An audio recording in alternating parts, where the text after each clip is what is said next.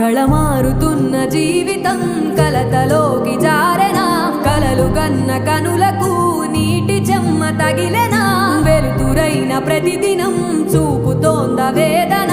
అందమైన బతుకున అలజడి చలరేగెనా ఏమిటి నీ పాపం